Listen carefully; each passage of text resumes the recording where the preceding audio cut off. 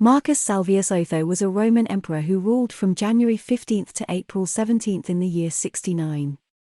He was the first Roman emperor to attain the position by openly killing his predecessor. Otho was born in Ferentinum on April 28, 32, and died in Brixellum on April 17, 69. He became the first emperor of Rome to achieve this office by openly assassinating his predecessor. In the 50s, Otho was friends with Nero and boasted about the special charms of his wife Poppaea Sabina. However, this had more impact than expected. Nero removed Otho from Rome in 58 by appointing him governor of Lusitania, and Poppaea was left behind. Nero took her as his mistress and later as his second wife. However, in 65, Nero kicked her to death. Otho was still in Lusitania when the rebellion against Nero broke out in 68.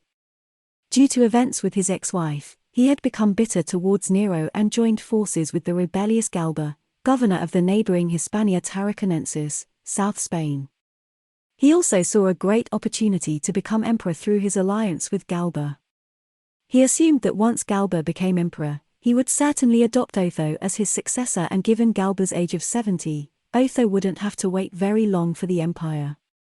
The uprising reached its climax with Nero's suicide on June 9, 68, and Galba became the emperor. However, on January 1, 69, the legions under the command of Vitellius rebelled and began marching towards Rome. This news reached Rome about a week later, and Galba quickly appointed Piso as his successor. Otho felt passed over and decided to stage a coup, killing Galba. He bought the 12 key figures of the Praetorian Guard that same week for large sums of money. On January 15, Galba was murdered by his own bodyguard in a bloody massacre that also took the lives of Piso and many other supporters and innocent civilians. Amidst all the confusion and fear of the approaching rebellious armies, the Senate had little choice but to recognize Otho as the new emperor. Otho won the support of the armies in Africa and the East by offering bonuses and reforms. Despite the large number of these armies, Otho was still seriously threatened by the forces of Vitellius. Otho's armies were mainly located in Africa, Egypt, the Euphrates, and the Danube, and would not arrive in time to stop the 7 rebellious legions. These could easily match against the single legion that Otho had in Rome. Reinforcements were urgently sought. 3 legions from the Balkans rushed to Rome but would probably not arrive in time. In a panic, improvised armies were created and even 2,000 gladiators were used.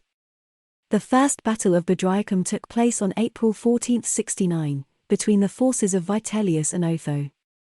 Otho's inexperienced army was defeated and around 40,000 soldiers were killed. When Otho saw the extent of the defeat, he was so overwhelmed that he decided to take his own life to prevent further bloodshed. Even news that some of his legions were already on their way could not change his mind. On April 17, he committed suicide. Thanks for watching this video. If you like the video, please subscribe to our channel.